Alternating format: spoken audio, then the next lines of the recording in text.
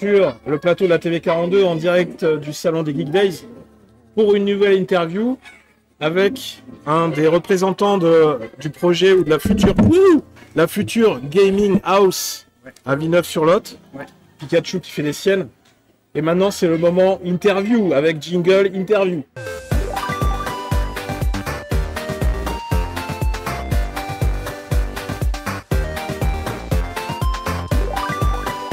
Bienvenue à toi, Romain. Comment tu t'appelles? Oui, Romain. Donc, dis-nous-en un peu plus sur ce que c'est la Gaming House ici à Villeneuve-sur-Lot. Quel est le projet? Ouais, mais je pense que pour parler du projet, je vais parler un peu de moi. Ouais. Parce que du coup, je suis sur le job depuis hier, donc c'est tout récent. Le projet, qu'est-ce que ça va être? C'est l'implantation d'une gaming house. Donc une gaming house, à la base, c'est une institution pour les gamers professionnels, donc ceux dont c'est le métier, qui vont se rassembler, vivre sous le même toit, souvent autour du même jeu, la plupart du temps. Et donc voilà, c'est la structure qui les accueille. On voit un peu des exemples à l'écran, hein. C'est un peu ce style-là. Exactement. D'accord. Ça, ce côté PC Bang, mais du coup, vraiment, au sein d'une maison, un peu ce côté LAN, mais professionnalisé, davantage encadré. On va travailler leur rythme de vie, donc autour de l'hygiène de vie, un bon sommeil, une bonne alimentation, du sport, afin justement de pouvoir performer dans ce qu'ils font. D'accord. Parce que même le jeu vidéo... ça va être carrément des jeunes qui vont vivre sur place Alors, du coup, là, du logement. Là, nous, on se différencie. D'accord. La GINS, donc la Gaming House de l'insertion, le concept est tout nouveau. Ça a commencé à Aix et là, c'est en train de s'étendre, donc ici à Villeneuve. Oui. Et le principe, ça va être de prendre des jeunes qui sont en difficulté, qui sont souvent déscolarisés, parce que nous, du coup, on est administrativement en lien avec la mission locale. Oui. Ce qui fait que ces jeunes-là déscolarisés, on va pouvoir leur proposer des ateliers autour du jeu vidéo, afin justement autour de ce cadre-là, c'est-à-dire d'une bonne alimentation, d'une bonne hygiène de vie. Les jeux de vidéo vont rentrer en compte sur la partie compétences. Oui. Quelles compétences au final les jeux leur développent dans la vie. On va pas forcément faire des e-sportifs. Ça peut s'il y en a qui sont intéressés par ça. Et nous, on adorerait développer une équipe e-sport au sein de la GINS. Si c'est possible, on le fera. Mais l'objectif est, disons, de chercher plus dans le global pour arriver à leur redonner confiance en eux, parce que justement ça peut être des jeunes en échec scolaire, ça peut être des jeunes qui se sentent pas à l'aise, mais qui adorent les jeux. On va leur dire d'accord, mais c'est super, mais les jeux, si tu te mets un cadre, en fait tu vas être meilleur dans tes jeux, tu vas moins râler dans tes jeux, tu vas t'améliorer dans tes compétences, tu vas t'améliorer dans tes performances, et en fait tu sais faire ça, ça, ça et ça. Et ça va être vraiment ce principe de gamifier la vie. En fait, je dois aller à la gare, comment je fais, comment je m'y prends, parce qu'il y en a qui ne savent pas faire. Ok, j'ai ça comme compétence, à quoi ça me sert. Et nous, en fonction de ça, on peut les aiguiller sur des métiers qui leur plaisent aussi. Donc vraiment, c'est ce côté ludique. Et en les intéressant vraiment. Moi, je n'avais pas envie de faire ce côté attrape-nigo dans le sens où j'ai pas envie qu'on leur propose Monts et Merveilles et qu'au final, ils soient déçus. Oui. Leur proposer des jeux pédagogiques, mais au final ils s'ennuient dessus, ils trouvent ça chiant. Non, le but c'est d'avoir quelque chose de motivant et de concret, de réel, qui leur plaise vraiment, quoi, de les intéresser vraiment, pas de leur faire tiens, viens, tu vas voir, c'est cool, et au final ils s'ennuient derrière. Ça pourrait être, comment dire, tu me corriges-moi si je me trompe, hein, mais un nouveau mode d'insertion par le travail, mais avec des nouveaux métiers. Oui. Ils sont plus susceptibles de passionner les jeunes, enfin la jeune génération. Alors exactement, donc les nouveaux métiers, c'est principalement, en termes de nouveaux métiers, on va parler de ce autour du jeu vidéo. Donc moi, je ne l'ai pas dit, mais je vais être chargé d'animation et d'accueil. Donc c'est moi qui vais gérer les ateliers, qui va en proposer, qui va en créer. Je vais être sur les événements qui sont liés à ça. Je suis en binôme du coup avec Eddy de la mission locale, voilà, qui lui va vraiment être dans la partie insertion des jeunes. Mais effectivement, on va d'abord les informer sur ces nouveaux métiers.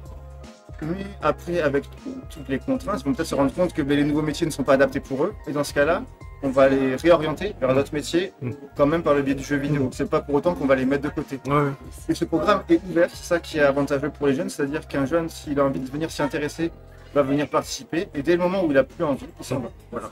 Et après, de toute façon, vous n'avez pas vocation à être comme une entreprise de gaming, enfin avec sa propre écurie de gamers. À terme, ce serait l'idéal. Parce que vous êtes une structure publique au départ.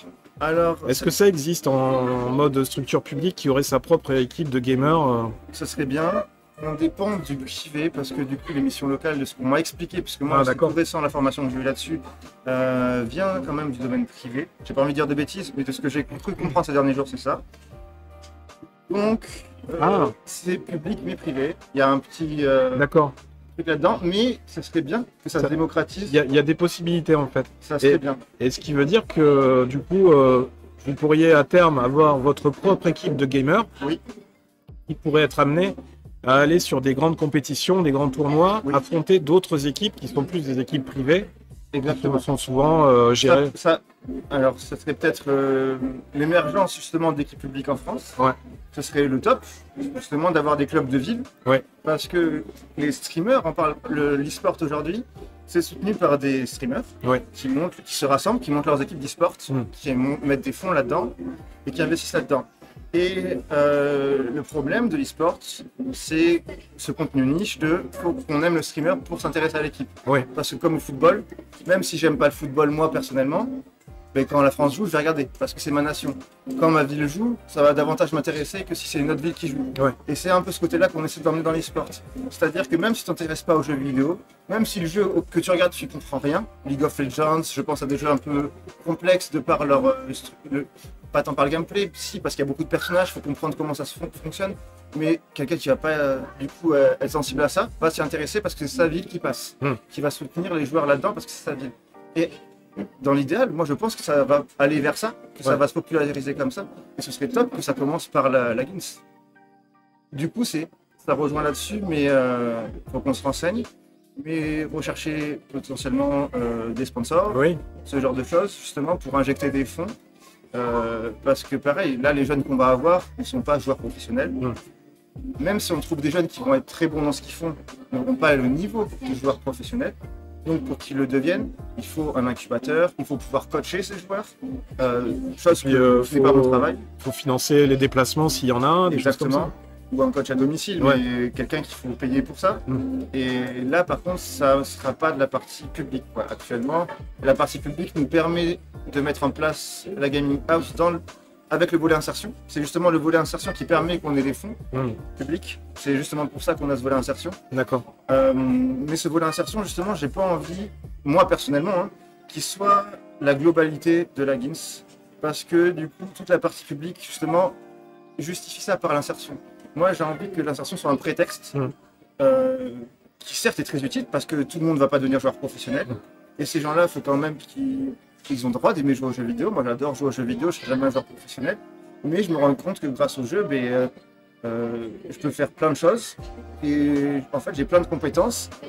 Et je me dis, tiens, je vais essayer une branche, ok, mais voilà, juste comment faire. Et en fait, je suis pas plus bête qu'un autre. Ouais. Et juste parce que je vois comment faire de A à Z, que je comprends le process, comme une mini-quête dans un jeu, et ben je me dis, j'essaye, je le fais.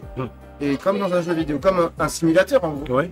Et cette idée, ça va être là, de ça. Dans ce jeu-là, tu adores faire ça, tu sais super bien le faire. Qu'est-ce qui, dans la vie, demande le même genre de compétences? Voilà. Et donc ça va être notre corps, ce sur quoi on va vraiment travailler.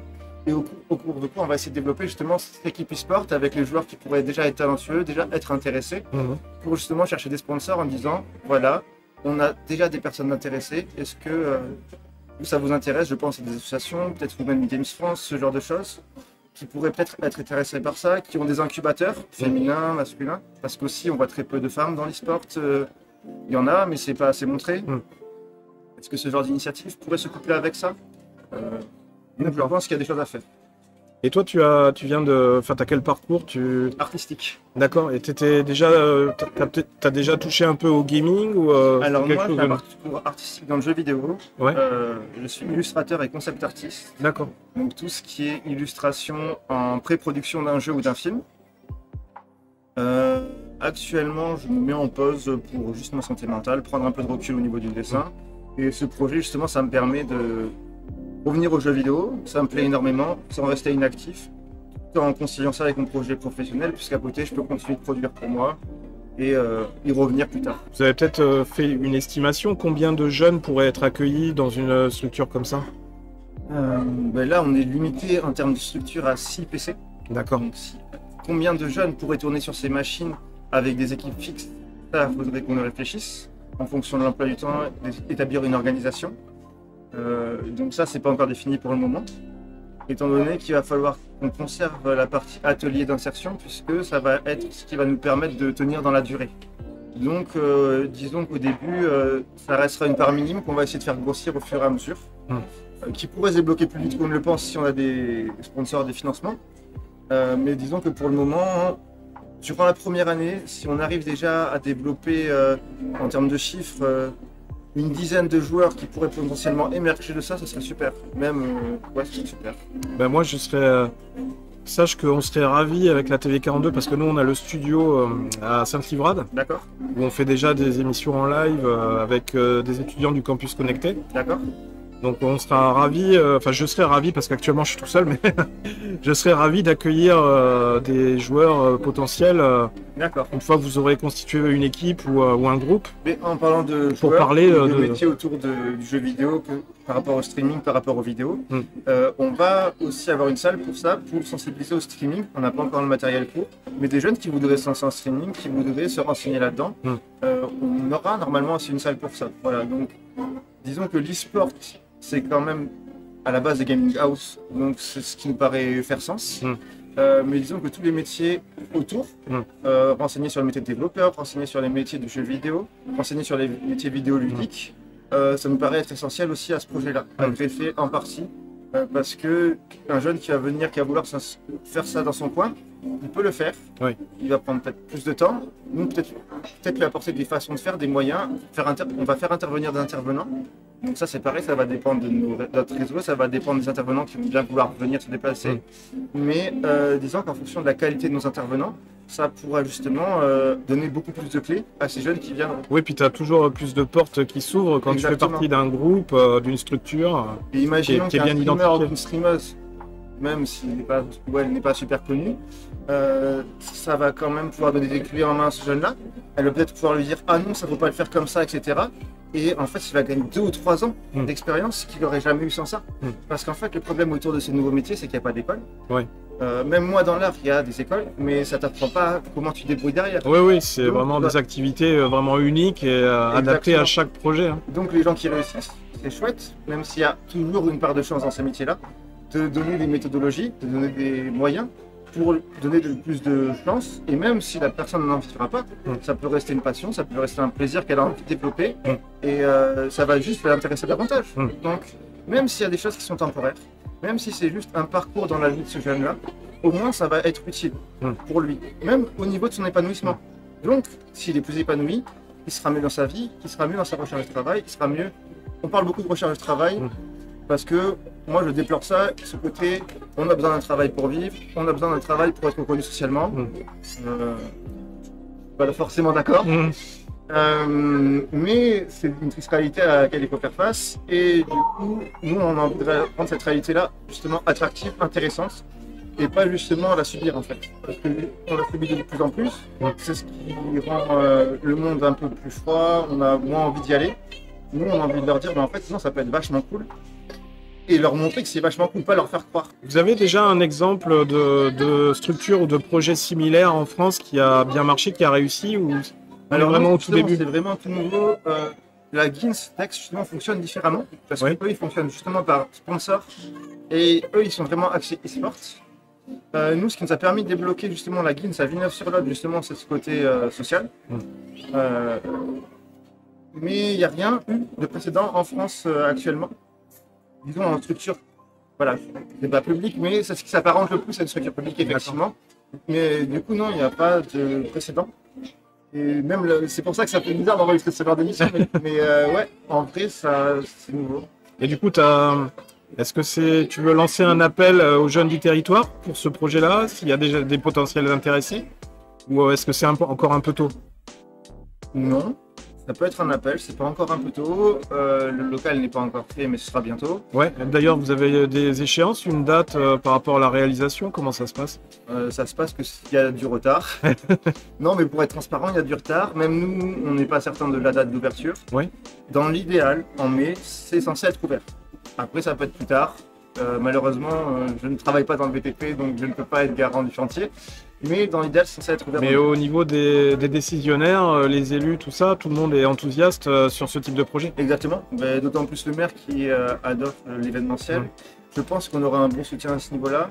Et justement, je pense que ça nous aidera à aller en sens. Ça nous aidera à aller davantage vers les sports, davantage vers l'événementiel. Et je pense que ça peut se populariser beaucoup. D'accord. Et justement, c'est une activité qui sollicite beaucoup Internet. Du coup, est-ce que, comme c'est à Villeneuve-sur-Lot, est-ce que ça a été prévu aussi, la connexion Internet, le haut débit, tout ça? Est-ce que c'est... Sur place? Ouais.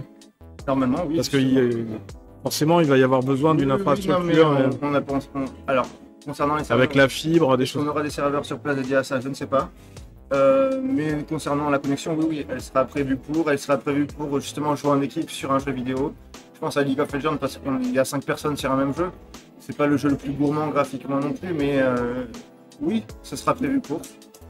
Et potentiellement peut-être être organisateur aussi de tournois du coup. Alors, les tournois, les premiers seront davantage dans un cadre, disons, de détente. Pas plus dans l'amusement, la bonne oui, bien sûr. Avant d'aller vers un Et puis tournoi ça permet un peu d'essuyer les plâtres aussi, de tester aussi. Exactement. Ouais. Non, mais c'est ça qui est super en fait, c'est qu'on va vraiment pouvoir tester plein de choses, partir sur une bonne base et comme on taille un arbre, on va pouvoir garder les bonnes branches, choisir ce qu'on garde, ce qui fonctionne et développer ça en fait. Ouais.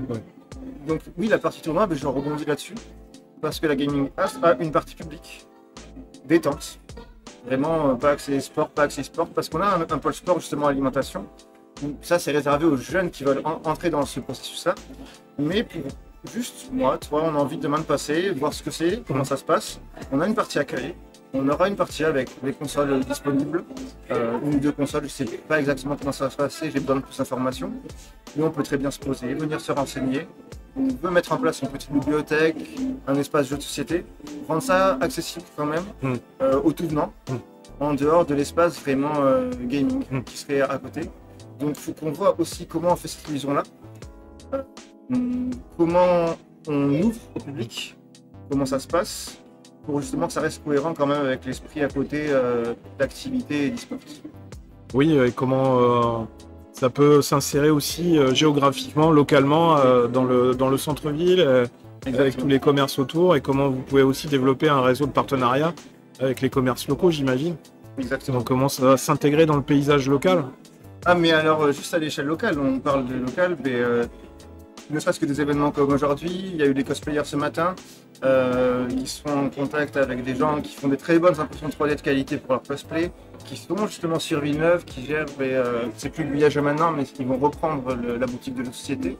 Je sais pas si ça gardera le même nom, mais juste en termes de local, on essaie de faire un réseau local, de base pour construire ce qu'on a autour. Ça va être peut-être dans le décor, qu'on va les faire intervenir dans les affiches. Je pense au dessin de manga. Moi, j'ai envie d'intégrer ça de manière qualitative, mais de l'intégrer quand même pour avoir du local, avec justement des intervenants qui nous permettraient de nous ouvrir à l'extérieur. Avoir le local dans notre présentation comme identité et justement pouvoir s'ouvrir au monde en disant voilà, moi je suis comme ça, nous on est comme ça, c'est notre film. Tout est fait à la maison, un peu ce côté fait main en fait. Ouais. On a nos joueurs qui viennent de la région, leur maillot, le logo il a été dessiné par quelqu'un qui est de la région, même si c'est un pro, mais un pro de la région, intégrer ça quand même au paysage, pas le faire par quelqu'un ailleurs. Et ça nous tient à cœur dans le sens où on pense que c'est important, en tout cas comme base, d'avoir quelque chose de solide et de cohérent. Et qui après pourra s'ouvrir. Mais d'abord, au moins, avoir un noyau dur sur lequel on peut construire quelque chose. Parce que la peur, c'est qu'en s'ouvrant trop, on puisse partir dans trop de directions différentes, s'éparpiller, se perdre. Exactement. Du coup, là, vous êtes présent sur le salon. Oui. Et quel type d'activité vous présentez, du coup, en lien avec la Gaming House? Donc là, aujourd'hui, c'est très limité. En termes d'activité, c'est les casques VR, mais c'est justement moi ce que j'aime très peu. Ce côté Attrape Nico, on leur présente des vidéos de métier, on leur présente des parcours. Une application par contre qui est très utile sur comment aller justement pour un trajet, un peu en Google Maps mais temps réel, comment je m'organise pour aller à la gare. Disons que c'est très ludique. Sur ce point-là, c'est très bien. mais je trouve ça trop écarté de l'esprit e-sport et jeux vidéo. Moi, je suis un gros gamer, et moi, en tout cas, je voudrais m'écarter de ça à terme. L'avoir, le conserver parce que c'est très bien, mais pas le mettre en avant sur des événements. Je trouve que ce n'est pas utile dans notre présentation et que ça peut nous desservir. À côté, c'est pareil, il y a un jeu qui est mis en place aujourd'hui, c'est FIFA. Moi, j'aimerais faire jouer de l'e-sport. J'aimerais faire du Fortnite. J'aimerais faire jouer du Mortal Kombat. J'aimerais faire jouer des jeux de compétition. Ça, on est tout jeune. J'ai eu le pitch hier, j'ai signé mon contrat hier. Eddy qui est là aujourd'hui prépare ça, mais pareil, il a tout géré tout seul jusqu'à maintenant. Donc il a fait comme il a pu. Donc là, notre but, ça va être de s'organiser, de nous définir nos objectifs et justement d'avoir une identité claire dès le début. Ne serait-ce que visuellement. Aujourd'hui, on a un petit écran. On va voir tout le matériel qui va arriver. Sur les événements, on aimerait être vraiment axé sur la com, la pub, pour qu'on soit identifiable. Avoir 2 gros panneaux, une grande télé. Voilà, tout simplement. Et faire jouer de l'e-sport parce que c'est ça, une gaming house. C'est du jeu vidéo pour le monde du jeu vidéo, pour le monde du spectacle. Donc c'est ça que moi j'aimerais faire jouer, c'est ça que j'aimerais présenter. C'est des ateliers autour du mode de vie. Moi j'aimerais faire des ateliers sur l'addiction, sur le sommeil, sur la nourriture, parce que l'addiction on n'en parle pas assez. Je pense à ceux qui se tuent sur des jeux vidéo, qui vont jouer 18 heures par jour et qui s'étonnent de ne pas performer et qui sont frustrés et qui vont jamais y arriver parce qu'en fait ça leur empêche de prendre du recul. Et ça, on n'est pas assez bien informé. Et c'est d'ailleurs vu comme ça, le jeu vidéo malheureusement beaucoup trop en France, c'est quelqu'un qui a un sale rythme de vie, qui vit dans sa chambre, qui sort jamais de chez lui, qui a un mal-être. Et en fait, c'est la problématique inverse. C'est quelqu'un qui a un mal-être, qui va jouer beaucoup, qui va rester chez lui. C'est pas le jeu vidéo qui va créer ce mal-être. Mais ça va être un accentuateur. Je pense que cet accent, par contre, santé est primordial. J'aimerais le mettre en avant aussi sur les salons. Justement, avoir ce côté e-sport et ce côté rythme. En quelque sorte, comme tout bon sportif qui fait sa préparation physique, il y a à la fois le physique et le mental. Pour se garder en forme. Tes yeux, son corps. Comme l'alimentation aussi. Il faut se tenir droit, il faut quand même arriver à... Tu vas être sur une chaise, un bureau, donc comme tout travail de bureau, il faut se tenir droit. Arrêtez les chaises gaming, prenez des chaises de bureau, ça tient mieux. C'est fait pour supporter le dos, pour les assises.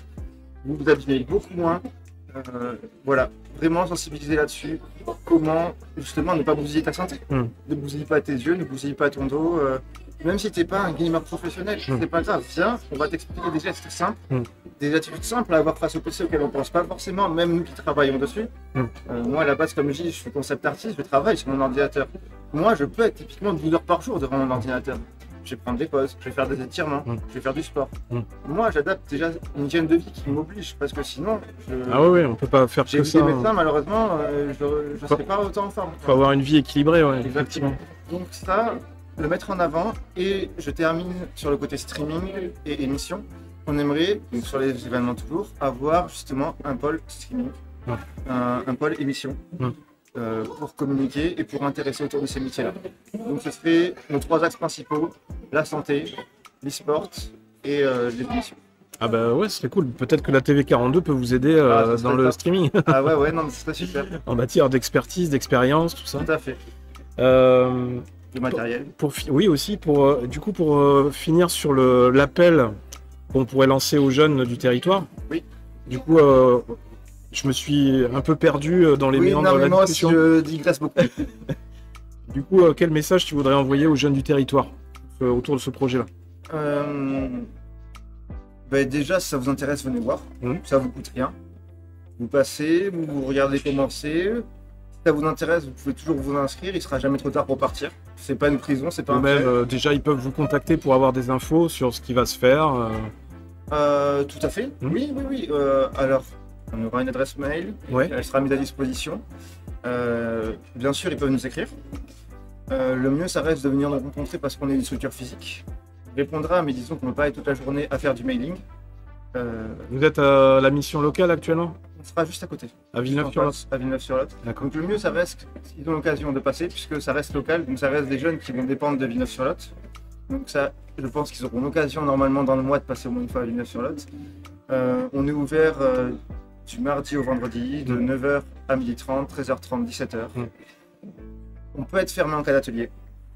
On va voir comment mettre en place un accueil malgré l'atelier.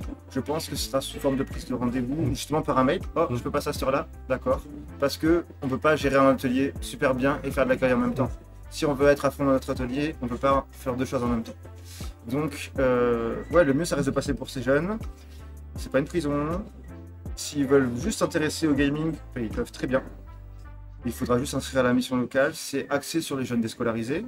S'ils sont scolarisés, ils peuvent quand même passer. Ah ouais. C'est pas un piège. On peut Tant quand pis. même être en contact. Ouais, ouais. Oh merde, vous réussissez vos études, c'est chiant. Non, non, mais tout à fait, vous pouvez passer, peu importe votre parcours scolaire, du moment que vous êtes intéressé par le programme. Streaming, e-sport, jeux vidéo en général. Et puis, Si vous avez envie de mettre d'action. des connades, rigolades. Alors, ben oui, puisqu'on fera des. J'en ai pas parlé parce que c'est un projet, mais on fera des soirées.